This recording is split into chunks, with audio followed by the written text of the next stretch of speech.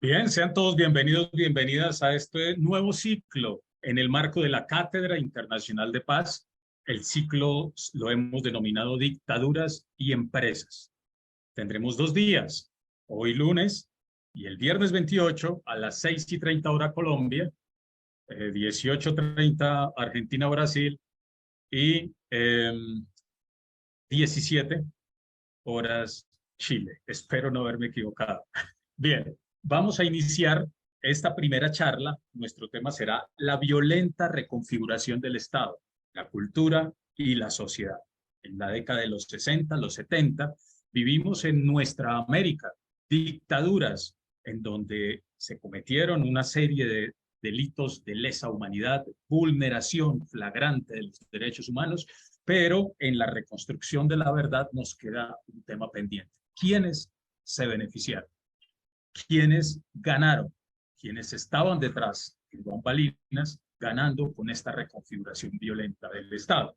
Vamos a conversar un poco sobre este tema que nos compete a todos como latinoamericanos y poder comprender de esos insumos nuestra realidad hoy. Lo que hoy estamos viviendo está en conexión. Y para ello agradecemos que nos hayan aceptado la invitación a Silvia Nasif. Ella es docente investigadora del CONICET, Flaxo, de la UBA en Argentina. A Sebastián Neto, quien se integrará en algún momento del IIEP de Brasil.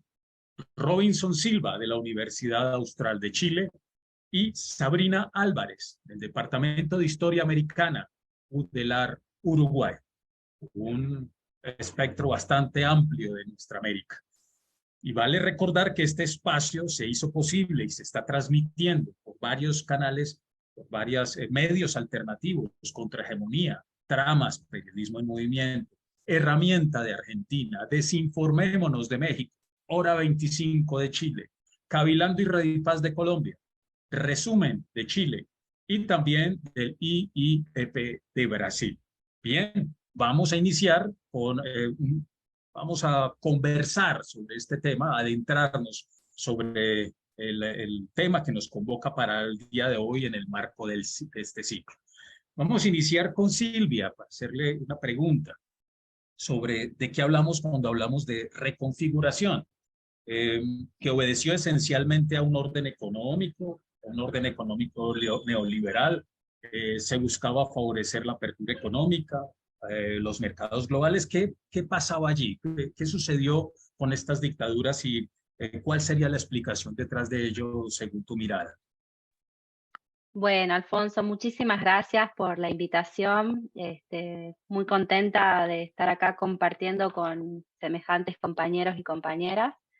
Y bueno, y a todos los que nos están escuchando de nuestra querida América. Eh, la verdad que la pregunta también es muy interesante. Para mí, bueno, yo soy historiadora, entonces por lo tanto me parecería importante como hacer una contextualización para que podamos entender un poco más profundamente de qué se trataron estas dictaduras. Pensar que veníamos de la década del 60, de lo que sería primero el contexto internacional, que es la Guerra Fría, y esa Guerra Fría que tuvo distintas etapas, ¿no? Entonces, la Guerra Fría entendida entre la disputa entre dos súper grandes potencias, entre lo que era el mundo conocido como occidental, liderado por los Estados Unidos, y el mundo de lo que serían los países socialistas, particularmente la Unión Soviética, y que esa Guerra Fría tuvo distintas etapas, y eso está muy fuertemente conectado con lo que pasó en América. En un primer momento, en la década del 60, a nivel global, a nivel del mundo, un auge de lucha de lo que implicaba el movimiento obrero, los estudiantes, los países que se estaban descolonizando, y para América Latina particularmente un mojón muy importante que fue la Revolución Cubana, que fue precisamente la primera revolución hablada al español, que se propuso, digamos, un cambio revolucionario, un cambio socialista. Y que eso también tuvo implicancias para toda América, no solamente porque mostraba un posible camino en América, sino también por la reacción de Estados Unidos con respecto a la doctrina de la seguridad nacional. Y esa doctrina de la seguridad nacional, justamente uno de los primeros países en donde se aplica es en Brasil, ¿no? Con la primera dictadura en el año 64. Y también en la Argentina en particular. Yo soy argentina, así que voy a hablar más de mi país, pero también con la revolución conocida, la dictadura, perdón, conocida, la Revolución Argentina. Pero al mismo tiempo, en la Argentina, por ejemplo, hubo un proceso también que iba en consonancia con esta lucha de este auge de luchas de distintas corrientes políticas, porque no podemos decir que todas proponían un cambio revolucionario, sino que detrás de un gran polo antidictatorial en la Argentina existían, recordemos que el partido mayoritario en ese momento estaba proscripto desde el año 55 en la Argentina, el peronismo me estoy refiriendo particularmente, y había una situación de distintas corrientes políticas que se proponían un cambio, ya sea desde los partidos burgueses tradicionales que buscaban elecciones libres, hasta sectores que planteaban en un momento de, recordemos el Mayo francés, bueno, distintos movimientos, la Primavera de Praga, etcétera, que planteaban distintas salidas de un cambio más profundo. De ese proceso de la década del 60 vamos a la década del 70, en el que también hay un cambio en esta Guerra Fría y en esta disputa interimperialista, diríamos, en el que la Unión Soviética, bueno, va mostrando cada vez más que ya no tiene un proyecto socialista particularmente. Si uno piensa en lo que fue la invasión a Checoslovaquia en el año 68 particularmente, en el que utilizaba los mismos métodos que cualquier potencia de ocupación, ¿no? Y que bueno, y que ya de alguna manera se vislumbraba lo que fue finalmente en el 89 con la caída del muro de Berlín, y a partir y digo esto porque es importante, porque al finalizar las dictaduras en América Latina a fines de los 80 en general, a mediados, principios, fines de los 80, ya estamos en un mundo totalmente diferente, ya no existe estas experiencias socialistas, ya no fueron de alguna manera derrotadas, y se impuso un orden social en el que el capitalismo aparecía como el mejor de los mundos posibles, por un lado, teorías como la globalización, teorías como el fin del trabajo, el fin de la historia, el fin de la clase obrera, y ese es un contexto que fue fuertemente, digamos, acompañado en un proceso ideológico.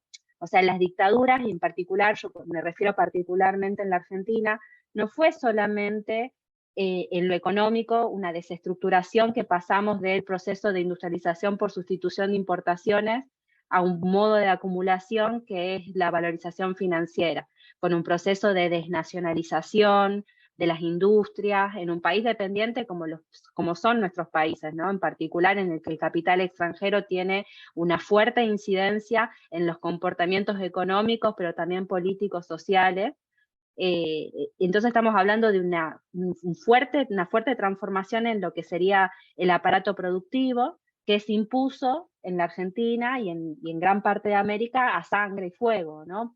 Hacer semejante cambio en las relaciones sociales implicaba de alguna manera, bueno, desestructurar al movimiento obrero, por eso en la Argentina y en nuestros países en particular hubo cantidad de desaparecidos y una utilización de métodos que vamos viendo cada vez con mayor precisión, que se repiten de la misma manera en distintas partes de nuestra América, y eso tuvo una incidencia muy fuerte en lo político y en lo social. Y por eso me refería a que no es solamente una cuestión de nuestra región, sino que implica un cambio global, ¿no? Y por eso hablaba de la Guerra Fría y cómo relacionarla con las distintas etapas de esta Guerra Fría en particular. Silvia, en la medida que te escucho, se me hace como si me estuvieras describiendo este momento, el momento multipolar, y entonces se me asemejan muchas cosas. Le pregunto a Robinson, frente a lo que Silvia nos está contando, ¿qué habría que agregar de característica de lo que ocurrió en tu país y qué elementos crees que hoy tenemos aún como legado de toda esa transformación violenta en función de la economía? Bueno, Alfonso, muchas gracias también por la invitación. Encantado de compartir con mis compañeras acá el panel. Y bueno, Silvia hizo un muy buen antecedentes, digamos, muy buenos antecedentes para iniciar la explicación de lo que vivimos también a nivel local o de cada país, ¿no? Que es donde yo, por ejemplo, donde tengo más conocimientos en Chile, entonces me voy a referir un poco más a eso. Pero creo que hay cosas que podemos ir rescatando que son comunes también.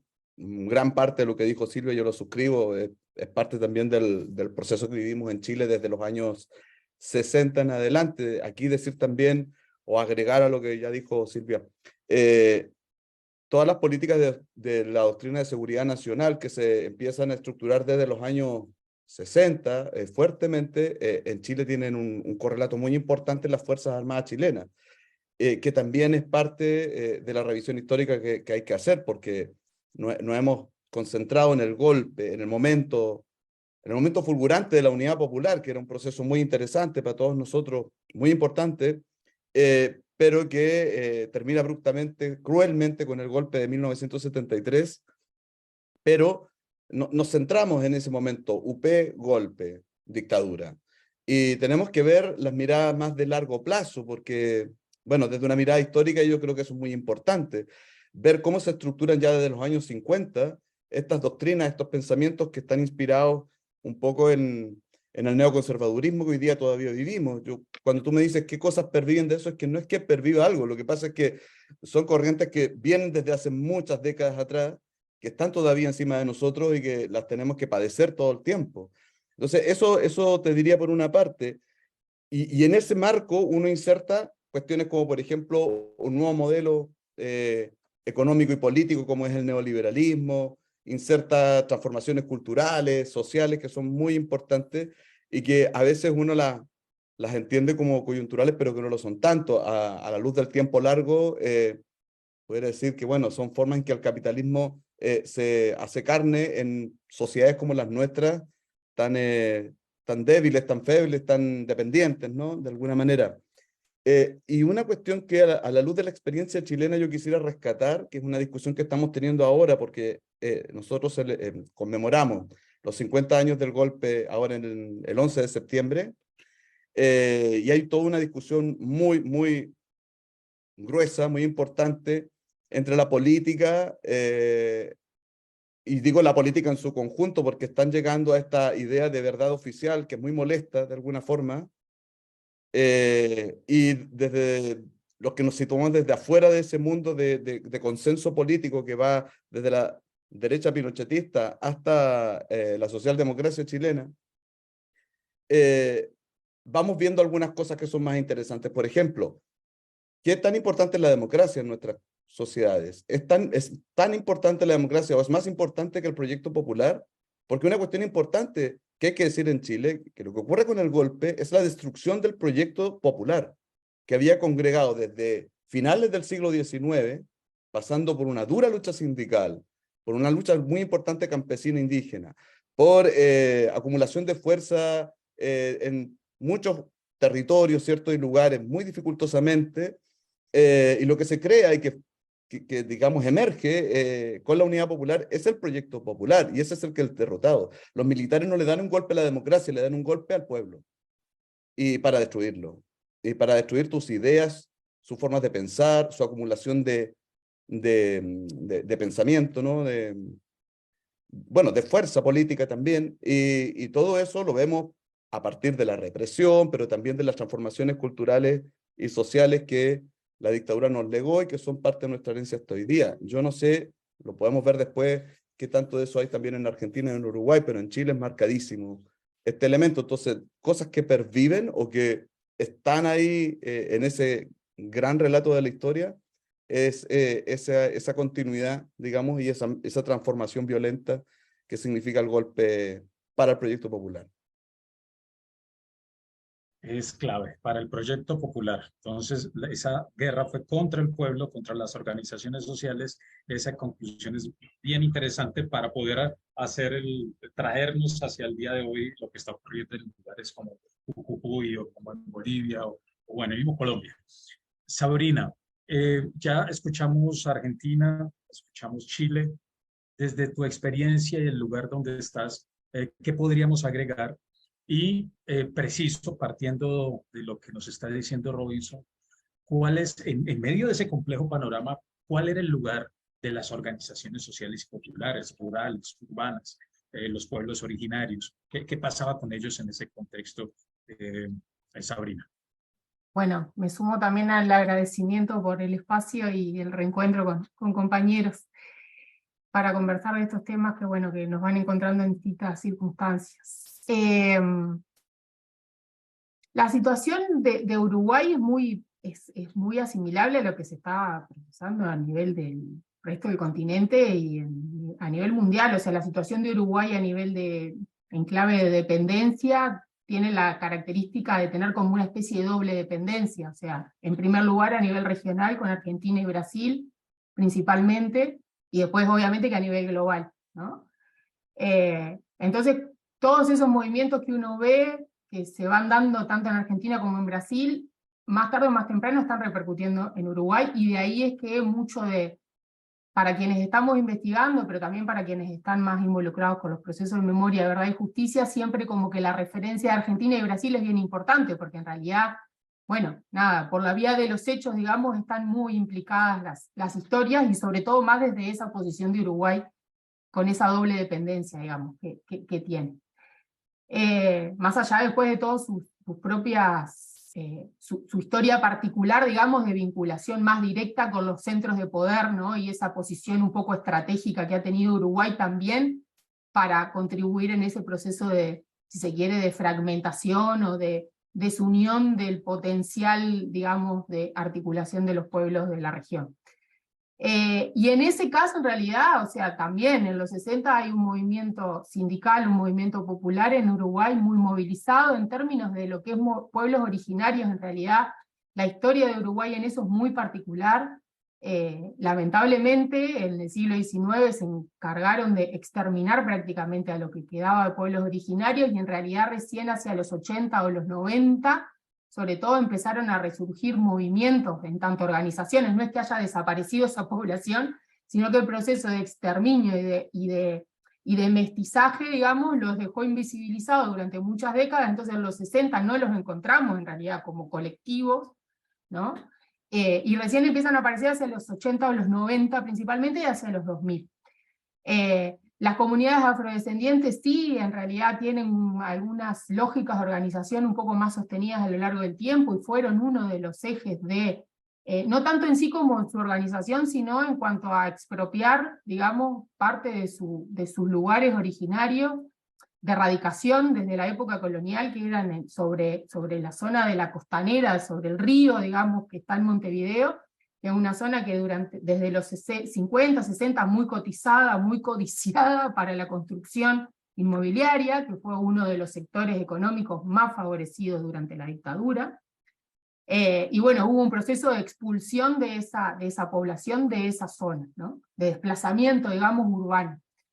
Y después ni que hablar, hay un gran actor que es el que sufre, digamos, y donde el entramado de la represión pone el eje más fuerte, es sobre el movimiento sindical, que desde los 50, a la luz del agotamiento, el desgaste inducido, ahí, bueno, depende de cómo uno lo quiere interpretar, digamos, desde donde uno elija mirarlo, del modelo de sustitución de industrialización por sustitución de importaciones. Desde los 50 el movimiento sindical uruguayo viene resistiendo fuertemente al impacto de ese proceso, ¿no? Todo en el contexto de la Guerra Fría, bueno, y esos procesos también económicos que van en paralelo a la Guerra Fría, digamos. Viene resistiendo fuertemente y logra entre el 64 y el 66 conformar una gran organización sindical, una central sindical, digamos, que es la Convención Nacional de Trabajadores, el antecedente directo del actual PIT-CNT, que es la central sindical que hay actualmente en Uruguay. Y bueno, y en realidad ahí, a lo largo de los 60, ya uno ve que hay intentos de implementación de políticas de corte liberalizador y hasta neoliberalizador, tempranamente, ya desde en los 60 para el caso de Uruguay, y ahí en combinación también con medidas más de corte desarrollista, digamos, hay como una conjunción hay como una tensión, digamos, dentro del elenco gobernante, de la época, entre esas dos perspectivas, termina ganando la pulseada, la perspectiva, digamos, liberalizadora. Y bueno, y ahí en realidad es sistemática la resistencia de parte del movimiento sindical, y de allí eso es lo que nos lleva a pensar o poner un poco más en el ojo de que, bueno, de que en realidad uno de los ejes fundamentales del golpe de Estado del 73, pero que ya viene con un acumulado previo mínimamente desde el 68, con lo que fue el gobierno de Jorge Pacheco Areco, que fue duramente represivo, gobernando bajo estado de sitio, toques de queda, violaciones de derechos humanos ya tempranamente, digamos, prisión, encarcelamiento, tortura, gente que tiene que pasar a la clandestinidad, organizaciones ilegalizadas, ¿no? Pero bueno, ahí hay un corte fuerte que es en junio del 73, también estamos conmemorando los 50 años del golpe de Estado en Uruguay este año. Y bueno, y allí uno de los focos fuertes, digamos, es desorganizar, quitarle peso, digamos, a ese movimiento sindical que de alguna manera u otra lo está logrando resistir a ese avance ya liberalizador que uno puede identificar en los 60, ¿no? Ya con el movimiento sindical desorganizado, desmovilizado, debilitado, empezó durante la dictadura un proceso de intentar, digamos, generar una reconfiguración de las relaciones obrero-patronales mediante distintas medidas, digamos, políticas, ¿no? Entre ellos también generando mecanismos de la justicia del trabajo, digamos, con una tendencia a individualizar los mecanismos de negociación obrero-patronal. O sea, en lugar de que sea mediante los mecanismos tradicionales que se habían instalado desde el principio del siglo XX, pero sobre todo durante el proceso de industrialización por sustitución de importaciones, digamos, se habían instalado mecanismos de negociación colectiva, más de en la clave de estados de bienestar, entre comillas lo digo, porque cuestionable también el alcance de eso, pero bueno, hay un componente de ese tipo. Y bueno, y la dictadura viene a desarmar eso, buscando eso, instalar una lógica de individualización de la negociación, de la negociación y de la mediación del conflicto capital-trabajo. O sea, asumen que eso existe de alguna manera, por más que no lo dicen públicamente, pero entienden que la mejor manera es que sea patrón, trabajador individualmente, con alguna mínima mediación del Estado, ¿no? Entonces ahí las organizaciones sindicales y las organizaciones de cualquier tipo pierden absolutamente sentido de existir, salvo lo que sí también hicieron durante el periodo dictatorial, tratar de cooptar, digamos, a algunos agentes, sobre todo para tapar el ojo, digamos, como decimos acá, no sé si se entiende la expresión, pero digo, como para quedar bien ante los reclamos que empiezan a aparecer gracias a la constante denuncia de los exiliados uruguayos en distintas partes del mundo. Empiezan a llegar presiones de parte de la OIT, de la ONU, del propio gobierno de los Estados Unidos, respecto de la situación de violación de derechos humanos en general en Uruguay. Y uno de los cuestionamientos que llega de parte de la OIT es que no están dadas ningún tipo de garantías para la organización colectiva de los trabajadores, ¿no? Entonces, bueno, ahí como que uno encuentra como eso, por lo menos a grandes rasgos se podría ver como ese proceso, ¿no? De un primer momento de intentar desorganizar, sobre todo al movimiento sindical más asociado y vinculado con las izquierdas, que en Uruguay han tenido una tradición bastante sostenida en el tiempo, digamos, y que habían logrado, insisto, a pesar de las diferencias, las profundas diferencias ideológicas que tuvieron siempre las izquierdas de Uruguay y que las siguen teniendo hasta el día de hoy, a pesar de eso lograr mantenerse coordinando por lo menos en una organización como fue la CNT, y a eso se va directo la primera etapa de la represión, ¿no? Y después, bueno, estas búsquedas más como por cooptar, por mantener cierta imagen pública de que hay ciertos mecanismos de organización.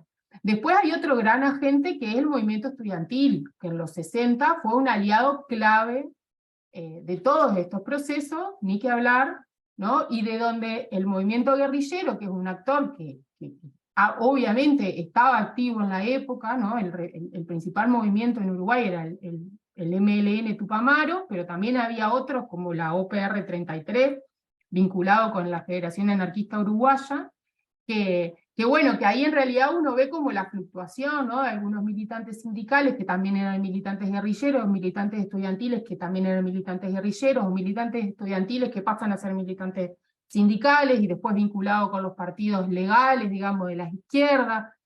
Bueno, hay todo, hay como realmente hay un campo popular muy movilizado, organizado, coordinando, con capacidad, por lo menos de eso, resistir a ese avance que hay, digamos, en términos de lo que se le ha llamado en Uruguay el liberalismo conservador, o sea, un liberalismo en términos económicos y un conservadurismo en términos políticos y culturales, ¿no?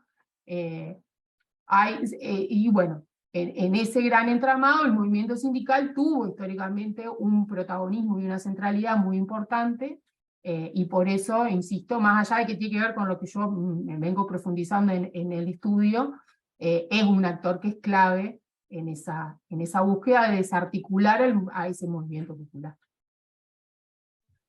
Perfecto. Se ataca entonces la capacidad organizativa, debilitar el movimiento social, la capacidad organizativa sindical en varias técnicas, la persecución, la criminalización, y también desaparecer individuos, líderes, liderazgos, para desaparecer el movimiento y la capacidad organizativa de resistir a un modelo que se impone a la fuerza. Nos va quedando eso muy claro. Y han mencionado también de las conmemoraciones que se acercan en los diferentes países. Vamos a hablar de eso un poco, de la verdad. La reconstrucción de la verdad es también una apuesta ética y política, si lo miramos desde los pueblos. Poder decir qué pasó y sobre todo por qué pasó. Tratar de recuperar al sujeto político que fue vulnerado. Pero nos queda una pregunta. ¿Eso es lo que ha ocurrido con las comisiones de la verdad, con las expresiones de reconstrucción de la verdad? ¿Qué podemos decir frente a eso? ¿Y qué nos falta hoy, aún hoy, tanto tiempo después, en función de una verdad con ese fundamento ético y político que busque la transformación de las condiciones de opresión? Vamos a hablar un poco sobre eso. Empezaríamos, hagamos como un nuevo orden de inicio con Robinson sobre esta pregunta. ¿Qué ha pasado con las comisiones? ¿Si han servido o se han institucionalizado o no han acudido a la verdad? Y surgen expresiones populares de reconstrucción de la verdad que en realidad tienen ese objetivo ético y político. ¿Qué decir frente a eso, Robinson? Mira, las comisiones de verdad en Chile o sea, nacen de la institucionalidad. No es una demanda popular ni del movimiento de derechos humanos, nunca lo fue. La verdad es que cuando se instala la primera, que es en 92, la comisión Retis, que buscaba verdad sobre detenciones forzadas, ¿cierto? Y desapariciones forzadas, perdón, y ejecución política, la llamada comisión Retis, se instala desde ese lugar, desde la institucionalidad, buscando esencialmente el cierre, ¿sí? El cierre de la demanda por verdad, justicia y castigo, que es lo que el movimiento de derechos humanos, el movimiento popular siempre pidió, exigió en la dictadura, durante la dictadura. Entonces los 90 abren este momento de justicia transicional, donde las comisiones de verdad lo que hacen es abrir la puerta para que el sistema judicial entregue verdad, como el mismo presidente Elwin en su momento lo dijo, en la medida de lo posible. ¿Qué posibilita? Justamente eso es el acuerdo político entre la derecha y la concertación, ¿verdad? El grupo de partidos de centro y centroizquierda que gobernaron Chile durante 20 años. Y hay ahí un acuerdo, un pacto que tiene a estas comisiones de verdad como un dispositivo político para entregar justicia en pequeñas dosis, podríamos decir. Hasta el día de hoy, nosotros tenemos una enorme cantidad de procesos abiertos en la justicia que no han llegado a nada. Tenemos en este gobierno, por ejemplo, el Plan Nacional de Búsqueda. Todavía buscamos desaparecidos. La inmensa mayoría de los desaparecidos no están. Con las ejecuciones políticas pasó que se abrieron procesos judiciales y ha pasado enorme cantidad de tiempo hasta castigar a algunos culpables, y además, en base a esos elementos de verdad, entre comillas, se les aplicó la media prescripción, es decir, un delito que debía ser por 20 años, se pagan 10. Entonces, hay muchos elementos de injusticia dentro de este proceso de justicia transicional, que es lo que es lo que tenemos en Chile como la única posibilidad de justicia. Entonces, ¿las comisiones de verdad han garantizado procesos de justicia debida? No, no lo han garantizado. Lo que sí han hecho es posibilitar el acuerdo político para entregar justicia simplemente para tener una pantalla, para tener una pátina de que algo se está haciendo, que algo se ha hecho, pero sin tener mayor efectividad. Entonces, luego de esa comisión de verdad que abre la puerta, hay una segunda comisión de verdad, que es la comisión Valech, que se encarga de la prisión política y la tortura. Y aquí viene otro elemento que también estaba presente en la primera y que tiene que ver con la reparación. Entonces, se reconoce una verdad para reparar. ¿Y qué significa reparar? Que te den un plan de salud, que te entreguen una pequeña pensión o una beca para tu hijo, tu nieto, ¿no? Ninguna de esas cuestiones ha significado en ningún caso el reposicionamiento social de las personas vulneradas. Hay gente que fue presa política, que fue torturada, que todavía no puede contar lo que le pasó, y porque sabe que la sociedad en su conjunto y el Estado en particular no ha hecho ningún ejercicio real por vindicar la memoria de esas personas, tampoco con los ejecutados ni los detenidos desaparecidos. Entonces, ¿qué pasa?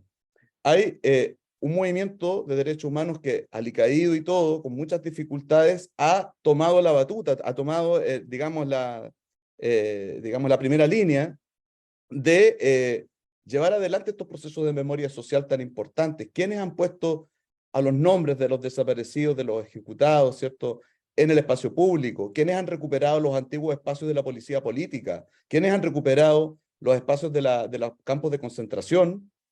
Han sido los movimientos de derechos humanos. Y detrás viene el Estado a decir, ah, no, sí, lo reconozco, es verdad, aquí hubo 400 detenidos. Lo voy a declarar monumento histórico. Y después lo deja abandonado. Entonces, son los movimientos populares y los movimientos de derechos humanos los que ocupan y después han tenido que hacer el trabajo que debe hacer el Estado, que es recuperar, darle vida, constituir ahí centros culturales, centros educacionales o simplemente espacios de memoria, y que en Chile ya llevan una lista de por lo menos 2 docenas de espacios de este tipo. Pero nunca ha sido el Estado. El Estado lo único que hizo fue crear un museo de la memoria, que es espectacular, que es muy bonito, que está muy bien diseñado y es muy emocionante, para contar esa verdad oficial, que deja afuera la reivindicación de la memoria de estas personas que eran militantes, eran trabajadores, eran campesinos que estaban luchando por un país mejor.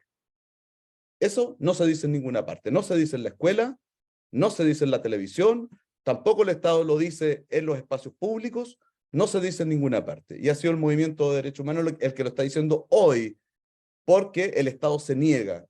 El Boric hoy, por ejemplo, junto con toda la clase política, está buscando renovar esa verdad oficial, pero sin considerar ese pasado. De hecho, ha negado incluso hasta el legado al presidente Allende. Tal vez el más invisibilizado de todos, fíjate, porque todo el mundo habla de la Unidad Popular en virtud del desabastecimiento, de los problemas que hubo durante la Unidad Popular, pero nadie dice que fue por causa de la sedición, por la intromisión de Estados Unidos o por los gremios de ultraderecha que hicieron lo imposible por hacer caer al gobierno de Allende. Y un gobierno de izquierda ni siquiera es capaz de reivindicar eso. Entonces, lo digo así un poco molesto, Alfonso, porque la verdad es que estamos muy molestos en Chile por esta situación. El movimiento de derechos humanos está separándose en este minuto del gobierno de la celebración oficial. De hecho, hicieron que el encargado oficial para la conmemoración del 11 de septiembre renunciara por dichos relativizadores respecto al golpe de Estado, y hoy día están haciendo actividades paralelas por fuera del gobierno. Eso me parece importante señalarlo porque, entonces, vamos a tu pregunta. Disculpa que me haya extendido. Verdad, ¿cierto? Verdad que la verdad depende de quién la diga y con qué fines busca una verdad. ¿Qué quiere lograr con determinado discurso de verdad? O con ese régimen de verdad, para irnos en ese desarrollo, digamos. Sin duda hay una intención política en la búsqueda de la verdad y eso siempre lo tenemos que considerar. se nos ha intentado vender distintas posibilidades de entender el pasado reciente, pero ninguna de ellas cuenta con todos los sujetos hablando en ese relato. No están todos. Todavía siguen desaparecidos, incluso a día de hoy sus propias voces. Eso por ahora. Robinson, genial, genial, porque muy claro, estamos hablando de una verdad funcional que en el máximo de los casos se convierte en un museo para el turismo, pero no va más allá, no va a las causas, lo que hoy nos permite entender, incluso ver a las mismas empresas que ganaron hoy en los mismos lugares, la misma familia, los mismos empresarios. Sebastián, darte la bienvenida, agradecerte y en esta pregunta, ¿qué fuerza tiene la verdad y qué fuerza ha tenido la verdad? Si la ha tenido institucional en Brasil, ya Chile ya nos está contando Robinson, en Brasil, y cómo se ha recuperado esa verdad que reivindique las luchas, que reivindique a los sujetos políticos y que reivindique a los que detrás no reivindique, sino que señale a los que detrás vulneraron derechos. ¿Qué tendríamos que decir frente a eso, Sebastián? Buenas. Bueno, es tan difícil porque, como hablamos otra lengua, casi siempre hay una dificultad de integración. Conocemos muy poco, en general, de toda América castellana, ¿no? Casi se sabe muy poco. Incluso los periódicos trazem muy pocas noticias. Y si te vas a cualquier país vecino, es impresionante como un simples periódico de cualquier corte ideológico, político, tiene cosas que nunca se comentan en Brasil. Entonces, ese espacio es muy importante. Una pregunta, este primer tema que era de la reconfiguración del Estado, esto saltamos, vamos directo a que me ha dado un guión, vamos directo al sistema de la Comisión de Verdad, solo para comprender la dinámica. No, ya habíamos pasado la primera parte, pero no hay problema, Sebastián. Puedes hablar de esa pregunta que habíamos definido. No sé el tiempo, por eso pregunto. Sí, no, puedes aprovechar este espacio para juntar las dos respuestas si quieres. Bom, vamos a intentar algo, porque me había preparado primero por ese tema Dale, como te sientas más tranquilo. No, yo estoy tranquilo, só quero saber lo que puedo contribuir mejor, no hay problema. Podemos saltar el tema porque Brasil, como decía Bolívar, ¿no? Hacer la patria grande de México a Patagônia, mas sin Brasil, ¿no? O sea, Brasil es muy grande, muy largo, ¿no? Por sí, por su extensión, por recursos naturales, es un país que es muy importante para el capitalismo central. O sea, y creo que fue Silvia que ha dicho, ¿no? La primera dictadura, creo que no por acaso fue en Brasil. O sea, fue un modelo muy experimentado, né? Muy para después fue útil. Y Brasil ha asesorado los militares brasileños, que eran muy bien formados por los franceses, por los americanos, mas primero por los franceses, fueron instructores de tortura en otros países, etc. Bueno, mas yo creo que era importante de Brasil decir que Brasil es un país em traços muito rápidos, sem nenhuma tradição democrática. Nenhuma. Ou seja, tuvimos a colônia hasta el fines del siglo XIX. Brasil tem um traço diferente por la esclavitud. era um país construído sobre los trabajadores negros trazidos de África. Então, estos foram hasta 1889. Un año después viene la República.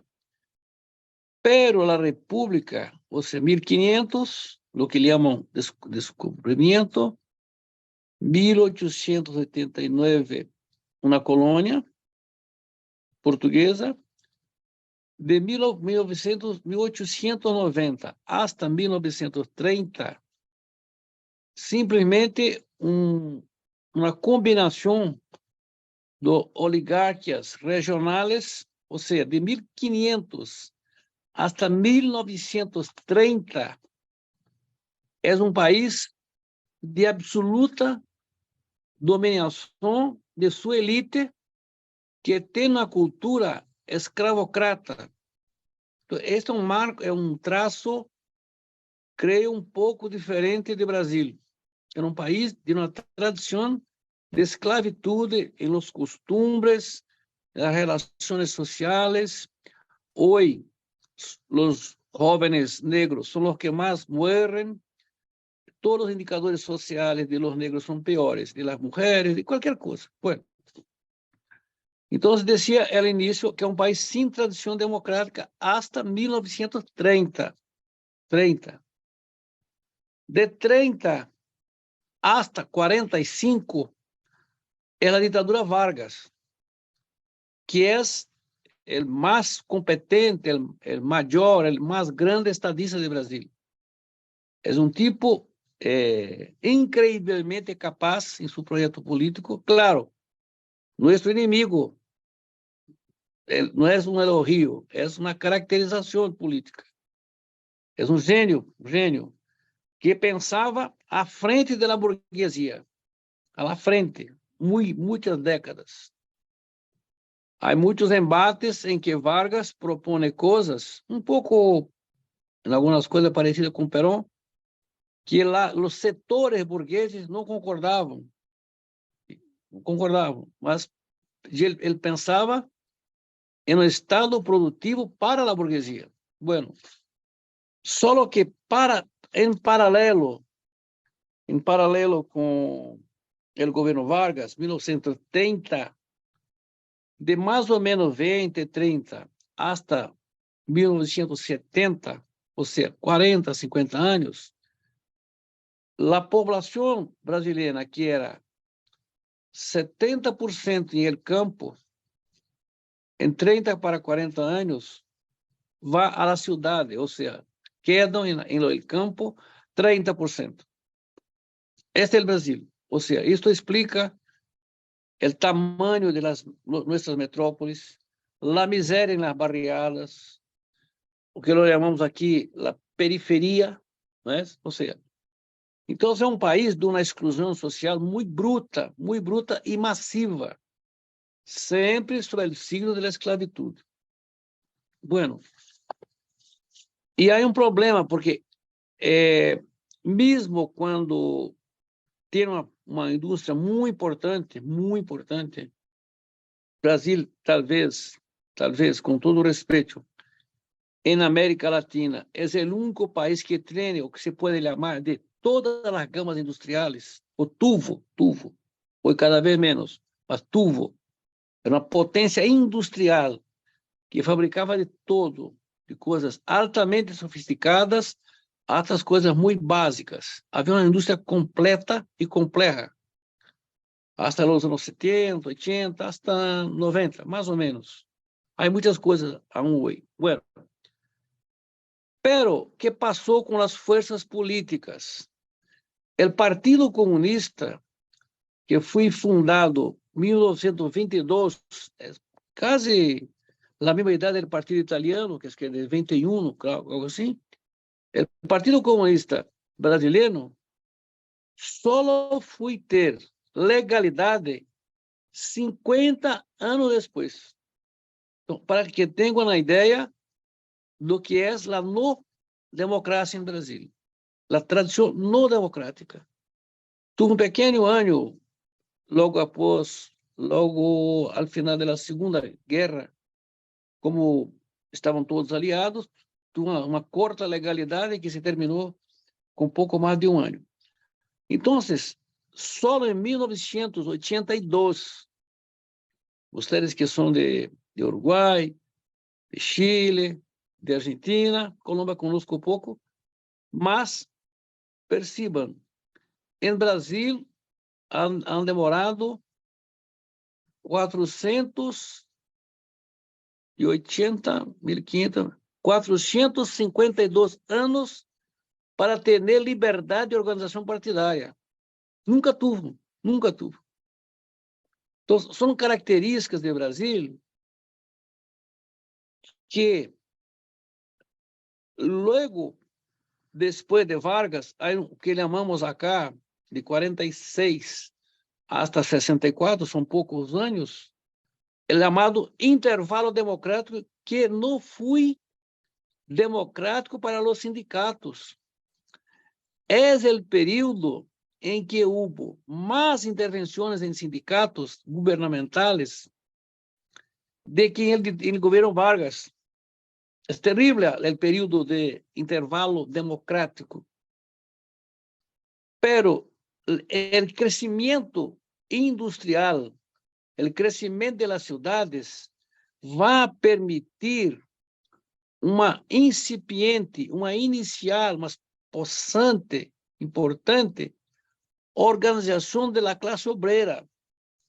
Por exemplo, a cidade onde trabalhei eu, e a minha categoria, metalúrgicos, éramos, em 1900, al final dos anos 80, solo metalúrgicos em uma única cidade, 400.000 metalúrgicos em uma única cidade, que é São Paulo. É uma coisa impressionante do que era fazer um trabalho para ganhar o sindicato, que nunca ganhamos. Ok. Bueno, o Partido Comunista ha buscado desde os anos 30 hasta su final, al final de los anos 80, depois se reconstruiu uma coisa chamada burguesia nacional, e não la ha encontrado.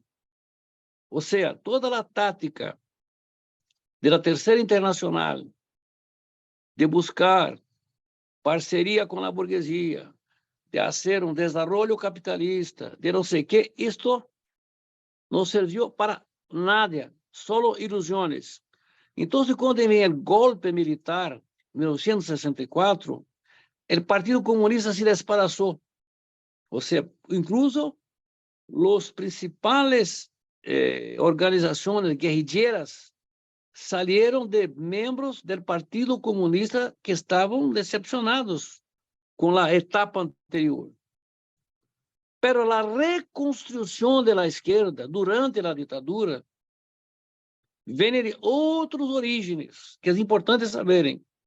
Tudo que era herege, Rosa Luxemburgo, Trotsky, não sei quem, Bordiga, Gramsci, se tornaram os constituintes ideológicos da esquerda que ha salido bem da ditadura, não os estalinistas. É muito importante saber isso. Ou seja, toda a gente que era herege, que era tida como não sei o que, pela Terceira Internacional, foram os que saíram melhor, porque não teriam passado por as decepções de uma política errática, errônea, antes de 64. Ressaltando, o Partido Comunista era um partido que estava antes de 64, em todas as partes, em el campo cultural, em el campo obrero, em el campo sindical, el campo agrário, como se diz, os trabalhadores rurais. É um partido muito importante, tem muitos mártires, fomos formados por eles, mas estavam na linha, o rumbo estava errado. Bueno, então, la ditadura militar em Brasil hace uma configuração de um tipo de Estado, um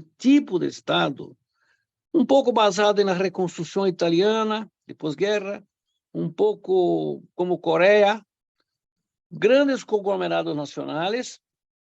O Estado invertiu toda a infraestrutura, ha cambiado o país em todo, em carreteras, em correio, em energia, em todo, com o Brasil potência e, teoricamente, com tecnologia internacional. Bom, então, é o país que ha salido ao final dos anos 80, quando a Constituinte, que formalmente encerra a ditadura, que para nós a ditadura vai de 64 hasta a Constituição Nova, 88. É um país profundamente aún marcado por la desigualdade, com grupos associados ao capital internacional muito fortes, pero com um absoluto domínio das empresas multinacionais. Ou seja, em Brasil, houve, de los anos 50 hasta o golpe de 64, uma crescente, uma pequena melhora do nível de vida de los trabalhadores por suas protestas, suas greves, seus sindicatos, não sei o quê. Pero nunca houve em Brasil algo que justificasse o golpe militar. Havia uma participação popular, mas não algo que ameaçasse as instituições. O golpe é um golpe preventivo para cortar a possibilidade de ascensão das classes populares e de los obreiros, particularmente em seus grandes centros industriais. Que isso sim, havia muita possibilidade, havia um ascenso. E um governo um governo democrático, ele que foi derrumbado, né, permitiu isto, um governo de composição, mais ou menos à esquerda, algo assim, democrático, vamos dizer, para os padrões de América Latina.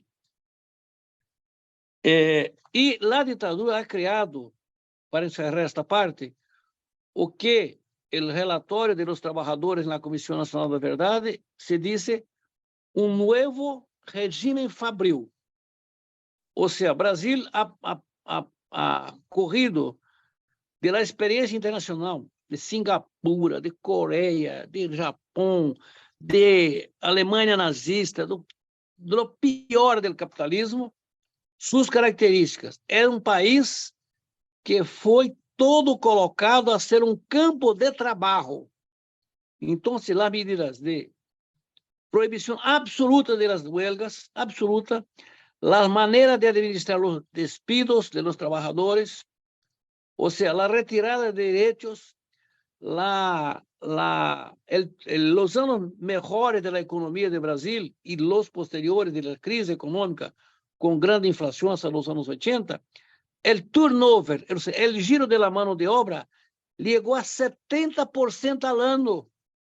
Ou seja, em Brasil, o melhor era contratar um trabalhador e, passado alguns meses, despedi-lo, porque não levava nada. Então, esse processo de acumulação é que resultou neste Brasil que temos hoje. Bueno, se me dão alguns minutos, abro um pouco do tema da Comissão da Verdade. É possível ou salta para outro companheiro? Si quieres, Neto, sí, Neto, nos haces un recorrido fascinante de Brasil, nos ubicas ya en el contexto en el que estamos dialogando.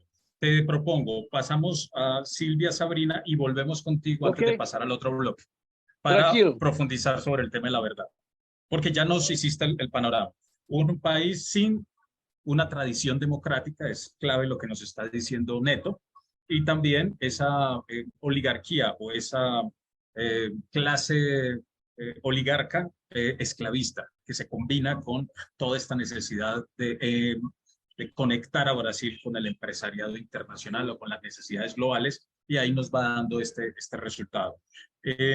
Vamos con Silvia para profundizar un poco sobre el tema de las comisiones de la verdad, las institucionales y no institucionales. ¿Cuál ha sido ahí como la reflexión o el aprendizaje en Argentina? Silvia.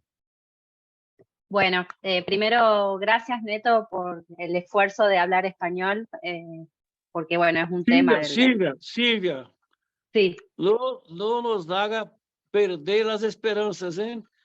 Siempre hacemos que ustedes son mejores que nosotros en temas de reparación, de justicia. Por favor. no voy a hacer perder las esperanzas. Bueno, no sé. Lo que sí, bueno, no, agradecerte de verdad, porque es un tema para nosotros el no por ahí, en mi caso en particular, no entender bien rápido el portugués y entonces poder hablar, que sé que es un esfuerzo español, te agradezco mucho. Ha sido muy interesante escucharte y en tan poco tiempo poder conocer un poco más del proceso de Brasil, ¿no? Que como vos decís, por ahí hay... no, yo pienso mucho en cómo nos enseñan historia en la facultad y Brasil realmente no tiene la magnitud en la carrera que tendría que tener, dado la importancia que tiene en la región, ¿no? Y bueno, justamente tiene que ver con que muchas veces los planes de estudio no se hacen en nuestros propios territorios, sino que aprendemos más de los de afuera que de los de adentro. Entonces es muy interesante y agradecerte eso. En relación al proceso de justicia, memoria y verdad en la Argentina, yo creo que es muy interesante poder ir señalando que desde que se estaban cometiendo los crímenes del terrorismo de Estado, existieron distintos agrupamientos, me parece que tiene que ver mucho con la tradición en nuestra región de trabajo colectivo y de organización, ¿no? Y entonces, desde el mismo momento que se estaban realizando estos crímenes, principalmente los familiares, buscando a sus víctimas, ¿no? Y me refiero particularmente a las madres, que no solamente se conocen mucho las madres de Plaza de Mayo, que está vinculado a Buenos Aires, pero digo, en cada uno por ejemplo, en Tucumán, que es de donde yo soy, también hubo organizaciones de derechos humanos en la misma dictadura, que bueno, no estaban como tal, pero se empiezan a constituir ahí, buscando a sus familiares, ¿no? Y eso es algo una impronta que me parece que inclusive marcó al primer gobierno democrático. Nosotros estamos ahora conmemorando los 40 años de democracia, eh, que bueno, que es un montón y que la verdad que es muy, muy importante. Sobre todo vos, creo que Alfonso, vos mencionaste la situación en Jujuy, ¿no? En particular en mi país ahora, para la audiencia. En Jujuy está ocurriendo sigue ocurriendo hechos de violencia muy fuerte, de violación a los derechos humanos en la actualidad. No estamos hablando de 50 años, sino que estamos hablando en la actualidad, en la que, bueno, se están violando varios derechos constitucionales bueno, y utilizando métodos represivos que realmente son muy alarmantes, ¿no? Sobre todo en cara a las elecciones que están siendo en este momento en mi país, que bueno, que tendrían que llamarnos la atención, ¿no? De cómo está, ya la derecha ya no está utilizando los métodos democráticos, entre comillas, sino que ya está abiertamente utilizando procesos represivos muy fuertes. Pero al mismo tiempo también la organización, ¿no? Y cómo en distintas partes del país también se están tratando de visibilizar y denunciar lo que están haciendo en Jujuy, cuando justamente el gobernador de esa provincia es uno de los candidatos a vicepresidente de la Argentina. O sea que no estamos hablando de una situación, estamos hablando de una situación a nivel nacional y creo que se replica también en nuestra región en distintos niveles. Pero bueno, volviendo a la Argentina, me parece importante mencionar esto, ¿no? Que desde el primer momento hay procesos de lucha desde abajo, intentando buscar a los familiares, y eso es una impronta que marca a la Argentina. Cuando comienza el gobierno democrático de Alfonsín, bueno, presionado, digamos, por estos necesidad de saber dónde estaban los desaparecidos y que se juzguen a los criminales, digamos, a quienes habían realizado estos métodos, se hacen procesos muy importantes como la Comisión Nacional de Desaparecidos, la CONADEP, también el juicio a las juntas militares, que también ha sido muy importante. Al mismo tiempo me parece importante mostrar justamente la atención, ¿no? Porque junto con la CONADEP, que es un informe impresionante que se recaudó por distintas partes de la Argentina, información respecto a la violación a los derechos humanos, también ahí mismo se se pone en el prólogo del Nunca Más justamente algo que va a ser muy fuerte para la Argentina, que es la teoría de los dos demonios, ¿no? La idea de decir de alguna manera que lo que había pasado era justamente porque ante el demonio, digamos, de lo que había sido la guerrilla, que también para la Argentina había sido importante, el Estado, las fuerzas militares tuvieron que obrar de otra manera. Entonces se equiparaba el proceso represivo ejercido por el Estado con lo que había sucedido previamente con organizaciones guerrilleras que se las equiparaba al mismo nivel. Cuando justamente Tucumán, que es la región de donde yo vengo, había existido un núcleo guerrillero en el año 74, pero ya hacia el año 76, cuando es la dictadura, ese núcleo ya había estado disuelto, no era un problema particular. Entonces, pero digo esto porque es muy importante en el sentido de que justamente con la vuelta de la democracia, se trata de justificar de alguna manera qué era lo que había sucedido durante el terrorismo de Estado.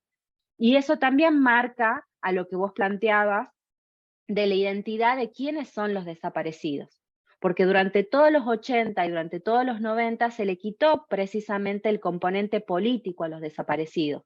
Porque lo que uno intentaba mostrar principalmente era que eran personas que, bueno, que quizás se le quitaba la parte del componente de la identidad política, precisamente para mostrar que no había sido una guerra. Eso, bueno, en el 80 muy importante, y después, bueno, están con Alfonsín también las leyes de la impunidad, las leyes de obediencia debida y punto final, que pusieron por un momento en stand-by de alguna manera los juicios, y después con el menemismo, en la década del 90, cuando comienzan todas las privatizaciones, toda una situación para la Argentina de desocupación, que bueno, que es para toda la región, pero en la Argentina en particular muy fuerte con el menemismo, las leyes, digamos, del indulto que plantea el Menem, que es lo que se había juzgado con Alfonsín, se los indulta. Y al mismo tiempo se indulta a las cúpulas guerrilleras y también a lo que habían sido las juntas militares. Entonces, de vuelta, querer equiparar como dos fuerzas iguales cuando eran totalmente diferentes, no eran equiparables. Y después, en el 2003, después me parecía también importante, también señalando esto que había mostrado Sabrina, de los distintos movimientos, como también en la década del 90, que cuando se cumplen precisamente 20 años de la democracia, existe un movimiento estudiantil, un movimiento obrero de desocupados que también retroalimentan las luchas de los movimientos de derechos humanos, o sea que van retroalimentándose, y también ahí aparecen con fuerza los hijos e hijas de los desaparecidos, que también empiezan a plantear que sus padres habían tenido una identidad política y que era necesario para ellos recuperarla. Yo soy hija de la democracia, o sea, yo he nacido en el 83, y yo me acuerdo particularmente que en el movimiento estudiantil uno decía que era apolítico, por ejemplo, ¿no? Confundiendo apolítico con apartidario, como diciendo yo hago política en el centro de estudiantes, pero no pertenezco a ningún partido, pero no, y entonces creo que eso también se traslució a la sociedad. Y bueno, y finalmente en el 2003, con un gobierno nuevo, con el gobierno de Néstor Kirchner, comienza la reapertura de los juicios de lesa humanidad, que no es una decisión del gobierno solamente, sino que era un pedido de muchos años, ¿no? De pedido de justicia, de que se abran los juicios, que haya justicia en la Argentina. Y a partir de ahí, bueno, iniciaron un montón de juicios, muchísimos juicios, pero bueno, no es suficiente, ¿no? Y además nosotros vamos viendo precisamente, que es el tema que vamos a hablar la reunión que viene, pero que me parece importante plantear, lo que tiene que ver con Jujuy también, que es justamente empezar a ver que no es solamente fue la pata militar, sino también la parte civil, y en ese sentido dueños de empresas como el Ingenio Ledesma, en Jujuy, que uno de los imputados, Blaquier, se murió y no fue juzgado. Entonces también están haciendo distintas maniobras, como por ejemplo la impunidad biológica, que implica que, bueno, que se mueran las personas que necesitan ser juzgadas, porque nosotros sí queremos que sean juzgados, no utilizamos los métodos que utilizaron ellos de terrorismo de Estado para quitarle la posibilidad de que uno se defienda, ¿no? Entonces, bueno, me parecía eso, y al mismo tiempo, ya como para cerrar y darle la palabra a mis compañeros, que bueno, que es una fuerte puja la que estamos viviendo en la actualidad, ¿no? Con una corriente de la derecha que lamentablemente de algunas maneras, bueno, que tiene que ver con el monopolio de los medios de comunicación, y por eso agradecer a los medios de comunicación alternativa que están transmitiendo esta charla, que bueno, que tiene que ver con posturas negacionistas que siguen hoy insistiendo. Bueno, en la Argentina se está viendo en algunos candidatos que plantean particularmente que hay que relativizar los crímenes, que no fue tan así, o sea, vuelve la teoría de los dos demonios disfrazada desde otro lugar, aminorando lo que sucedió, y que bueno, que de alguna manera todos somos responsables, ¿no? Y quitando las culpas en donde realmente tenemos que poner el acento. Así que, bueno, eso. Silvia nos hace, escuchándote, siempre retraigo en esta conversa cosas. Es clave hoy, por ejemplo, con lo que estás diciendo, mirar el tema de la guerra semiótica, ¿cierto? La guerra comunicativa, la guerra del sentido. ¿Quién dice qué fue lo que pasó y cómo pasó para poder sostener una ruta o un ideario político hoy, ¿cierto? Lo que tú estás diciendo. No soy ni derecha ni izquierda, pero entonces, claro, pero es un relato impuesto. Ahí yo creo que es otro elemento más que nos deja como legado la dictadura, el manejo de los medios, el manejo del relato y también lo que se transmite a través de los sistemas educativos, que ahora nos lo decía Robinson. Bien, Sabrina, en Uruguay, ¿qué tendríamos que decir frente a este tema de la memoria institucional y la memoria desde abajo? Voy a ser súper sintética porque estamos ya re justos de tiempo, y porque en realidad mucho de lo que, dijeron sobre Brasil, Argentina, Chile es similar, con otras temporalidades, pero el proceso es muy similar, y incluso en términos de la periodización, digamos, que se puede hacer. Uruguay tiene un problema de origen en relación con la temática de la verdad y la justicia, que es la ley de caducidad, de la pretensión punitiva del Estado, que significa la imposibilidad de juzgar a los perpetradores de los crímenes y las violaciones de derechos humanos. Esa ley se intentó en 1989 revocar a través de un plebiscito. La mayoría de la población uruguaya votó en contra de la revocación de esa ley, y en 2009 volvió a pasar lo mismo. Entonces, realmente, por lo general, yo esto como que lo veo mucho a veces hablando con gente de otros países, a veces hay como una mirada un poco idealizada y edulcorada de Uruguay respecto de su vocación democrática, su institucionalidad, la Suiza de América y no sé cuánto, pero hay una base social, histórica, relativamente grande, y que en algunos momentos específicos y coyunturas importantes como las dos que mencioné, se logró echar mano a eso, digamos, de parte de quienes les interesaba fundamentalmente que no se revisara y no se juzgara a los violadores de los derechos humanos y todos los cómplices civiles de ese proceso. Hay una base social que 2 veces dijo, no, demos vuelta a la página. Y ahí, en realidad, muy parecido a lo que decía Silvia, la teoría de los dos demonios fue clave, y todavía sigue teniendo un peso importante en la disputa respecto de, bueno, la memoria histórica de ese proceso, y sobre todo en esto, en la posibilidad de generar procesos sociales que obliguen al Estado uruguayo a tomar posturas más fuertes, exigiendo a las Fuerzas Armadas que liberen los archivos que sabemos que tienen, que cada tanto aparecen, que den la información que sabemos que tienen, porque aparecen cada tanto algún que otro cuerpo, en batallones, ¿no? Y bueno, y ni que hablar, un tema, y con esto voy cerrando porque, nada, no quiero abundar en detalles que seguramente incluso haya gente que pueda informar mucho mejor que yo sobre esto, que ha acompañado más la lucha de las organizaciones de derechos humanos, digamos. Pero sí, a mí me parece que en Uruguay hay un tema y me llama bastante la atención, y es que La izquierda uruguaya tiene un peso importante, gobernó por 15 años, una coalición de centro-izquierda, ¿no?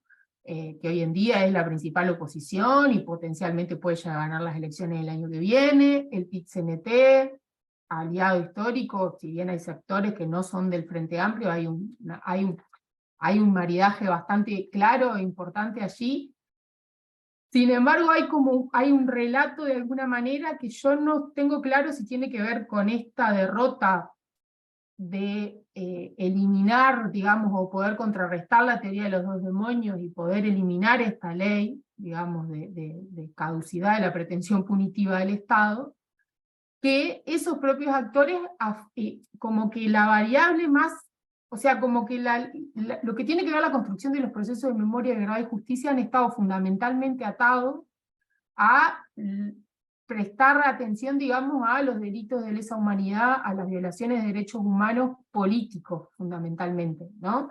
Haciendo foco en lo más inmediato, que me parece que es fundamental, porque es lo que, bueno, lo que por alguna manera u otra, a través de la Corte Interamericana de Derechos Humanos, distintos procesos, digamos, a nivel regional, digamos, e internacional, se ha podido jugar y hacer algunos procesos de judicialización, pero sin embargo hay toda una dimensión que tiene que ver justamente con pensar a los actores económicos vinculados y favorecidos por esto, que no aparece como eje, digamos, ¿no? Y sí se logró una ley de reparación a las víctimas del terrorismo de Estado, pero fundamentalmente vinculado, bueno, con lo que significó el exilio, la prisión prolongada, pero hay una dimensión que a mí me llama poderosamente la atención, justamente por esto, por venir como por el peso que tienen las izquierdas, digamos, y que uno inferiría que la perspectiva de clase tendría que tener como un peso más fuerte en el análisis, digamos, y el intento de comprender el proceso, y también de pensar cómo jugamos para realmente que nunca más tenga la dimensión que tiene que tener, digamos, que no tiene que ver solamente con el Estado, sino que tiene que ver un Estado en función de una serie de intereses económicos, políticos, sociales, culturales, que están vinculados con el Estado, pero no necesariamente, y todos esos actores están absolutamente invisibilizados, y para mí son en parte los grandes impunes, digamos, en el fondo, porque si bien no son los que perpetraron directamente los delitos, pero son los que de alguna manera y otra se beneficiaron sin ensuciarse las manos, ¿no?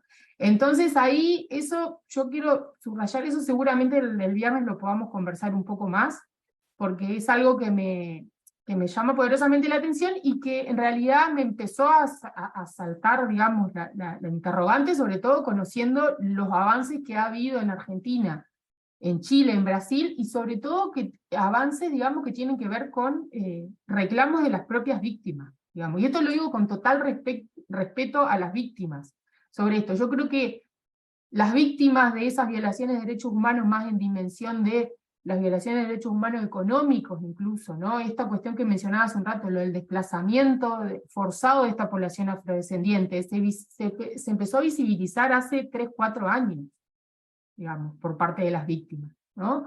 Es realmente tardío lo que tiene que ver con la cantidad de accidentes laborales que hubo en el periodo dictatorial, que no está ni siquiera cuantificado, no está dimensionado, pero que hay algunas pistas que dicen que fue importante.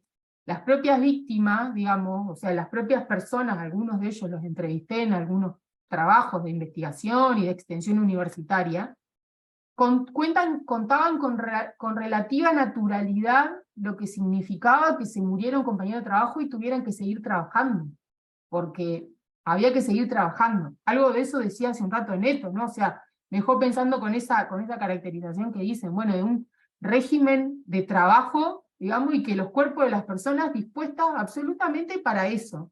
Y si no te sirve, te vas, viene otro.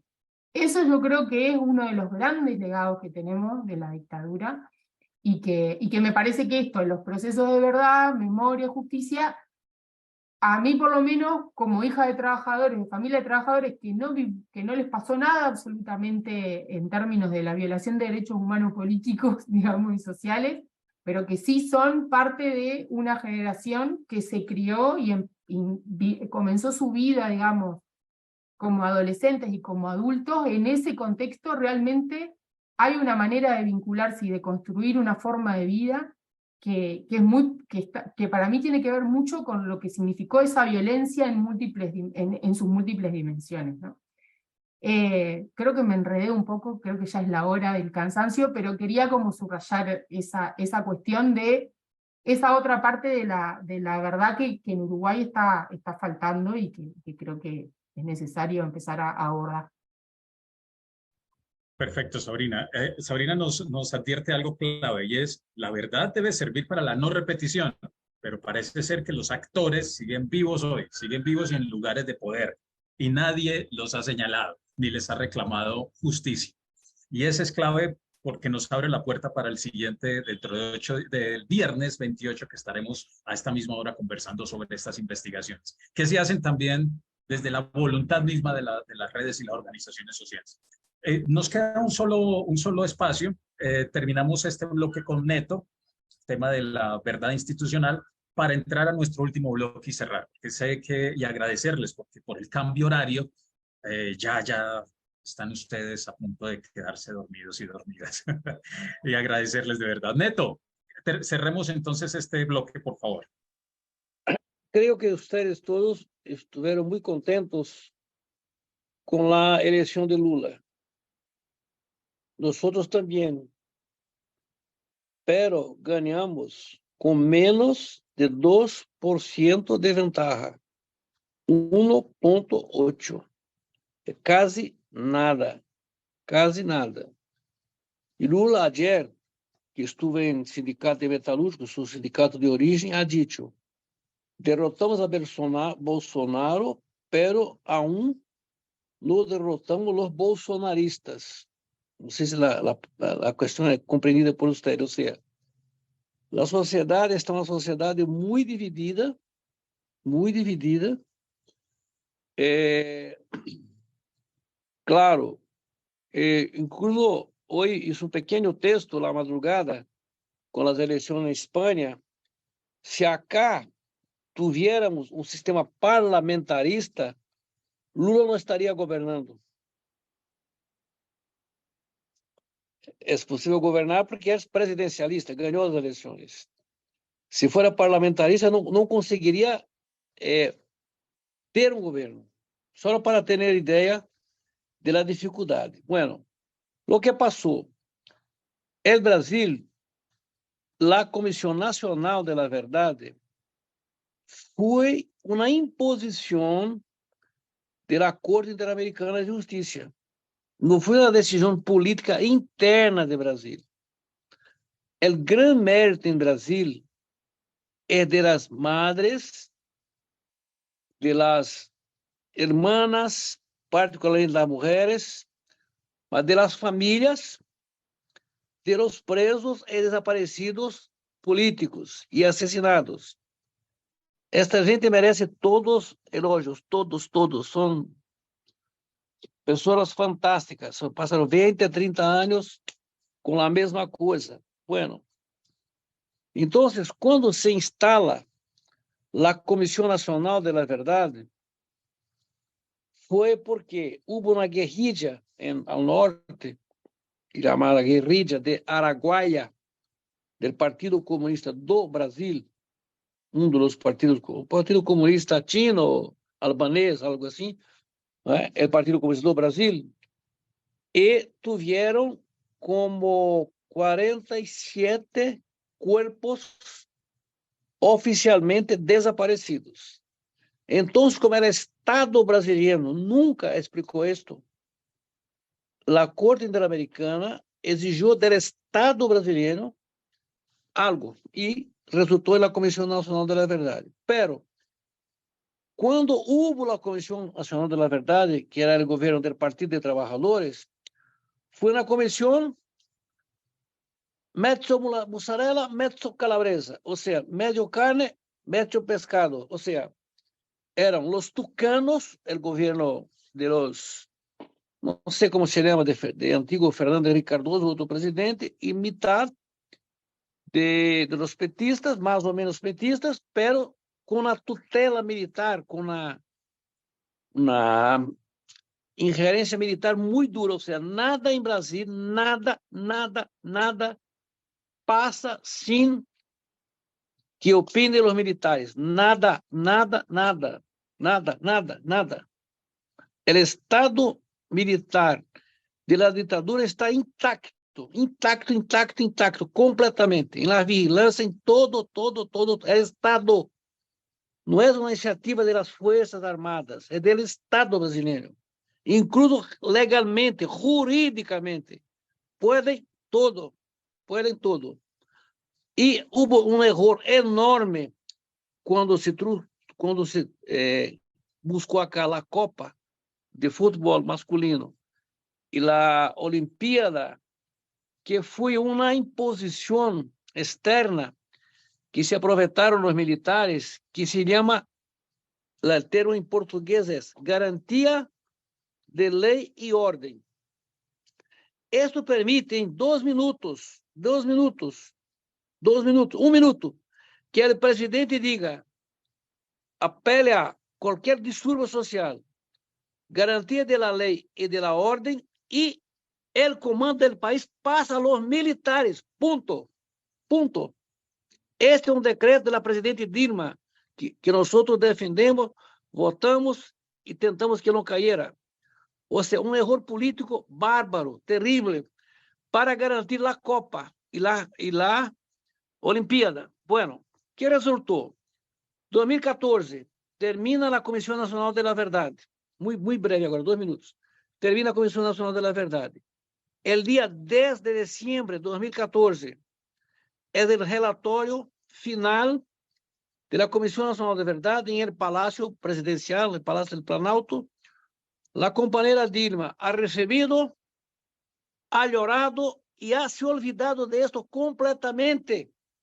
Nada, não passou nada. 2015, acordamos como borrachos em la acera. ¿Qué vamos a hacer de la vida? Puta que pariu, estamos jodidos. ¿Dónde es mi casa? ¿Dónde está mi mujer? Perdidos. Entonces, foi onde começou este movimento que você tem que acompanhar com muita atenção, que é de buscar a reparação das empresas cúmplices da ditadura. Quando intentamos isso, éramos ni de lejos, Sancho Panza, ni de lejos. Éramos uns tontos que vamos tentar. E a gente nos cumprimentava, muito bem, mas como assim um acalanto na maneira de ser simpático, mas não esperava nada. Por incrível que pareça, foi conseguido que a Volkswagen hiciera um acordo médio, pero que ha resultado em alguns em dólares, $400,000, para a investigação de 10 empresas. Isso termina agora, o último dia de julho, agora, este mês. E estamos, el IEP, produzindo, hoje mesmo, há outro vídeo, 10 vídeos, um de cada empresa, e há um grande produtor independente, aqui um grande jornalista, Bob Fernandes, que está nos colocando a nível nacional. E isso ha despertado agora que todas as agências críticas, periodistas de esquerda, direitos humanos, há uma epidemia de publicações sobre empresas de ditadura em Brasil. É uma coisa maravilhosa que está acontecendo agora, de 1 ou 2 meses para cá, desde que o primeiro resultado público foi apresentado na Universidade Federal de São Paulo em 5 a 7 de junho. Ou seja, estamos esperançosos. Pero, 17 vezes, não tenho nenhuma expectativa, porque o governo de Brasil não quer saber de este tema, ponto. Entonces, por ejemplo, Bolsonaro, el último año de su gobierno, ha dimitido y cerrado la Comisión de Muertos y Desaparecidos. Así, por 3 líneas. Simples assim. El gobierno Lula no va a recrearla. No va. Há incluso una persona muy importante del Ministerio Público que está teóricamente nombrada. No sale el decreto de su nomeación. No va a salir. O sea, en Brasil no hay condiciones políticas institucionales por arriba de hacer esto. Si algo va a salir por abajo. O sea, no tenemos nada a reclamar del gobierno Lula. Miren, no es esto. Mas no hay condiciones políticas, porque, embora sea un sistema presidencialista, los arreglos, o el cambalache, como se dice los argentinos, pasa por el Congreso, que es completamente corrupto, completamente venal y majoritario con 370 por 110, casi 400 por poco más que 100 que tiene el gobierno. El gobierno tiene 110, 115 diputados. Los otros tienen 370. Entonces, cada medida es negociada, y en este momento en Brasil, una negociación para más ministerios para la derecha. O sea, vamos a tener otro gobierno de coalición, otro gobierno de coligación. Entonces, es una situación muy compleja, muy difícil. Cuando votamos en Lula, sabíamos que iba a ser así, entonces no es un problema de criticar a Lula, no es esto, es las condiciones que tenemos. Las razones, yo he buscado decir en las primeras palabras, mas es muy complejo. O sea, no tengan grandes esperanzas institucionales, no tengan. Es esto, para muy brevemente plantear el problema, solo esto. Y me ha gustado mucho, he aprendido, tuve una clase hoy de América Latina, entonces en mi universidad ustedes me ayudaron mucho, mucho. Esperamos continuar. Disculpe Muy bien, el Neto. tiempo. ¿Está bien? No, tranquilo. Muy bien, tenemos Silvia, Sebastián, Robinson, Sabrina, agradecerles infinitamente. Nos queda un bloque, pero lo vamos a dejar para dentro de 8 días por el tiempo. Tenemos un retorno, y ya Sebastián nos lo está diciendo, hay una arquitectura institucional que quedó de estas dictaduras que aún no se ha tocado, y parece ser que así está en todos los países de nuestra América, que permite que hoy el discurso de la derecha, las empresas, pero ahora con sello verde, las multinacionales y la bota militar reaparezca, ¿sí? Con cara de progresismo o no progresismo, pero el sistema creo que va más allá de las intenciones de transformación. Entonces nos queda un reto gigante, y para eso es la verdad, para darnos cuenta y generar acciones de transformación desde abajo. Entonces nos queda abierta toda una gran puerta de reflexiones para el viernes 28, es la invitación. Viernes 28 a las 6:30 hora Colombia, 18:30 hora Colombia, a las 19:30 hora Chile y 20:30 hora Argentina, Brasil, para que nos volvamos a encontrar y profundicemos sobre las investigaciones y este bloque que nos quedó abierto. Muchas gracias, descansen y nos vemos el viernes. Muchas Larga gracias. vida, larga vida. Gracias. Bueno, muchas gracias. Gracias. Hasta luego. Gracias. Chao.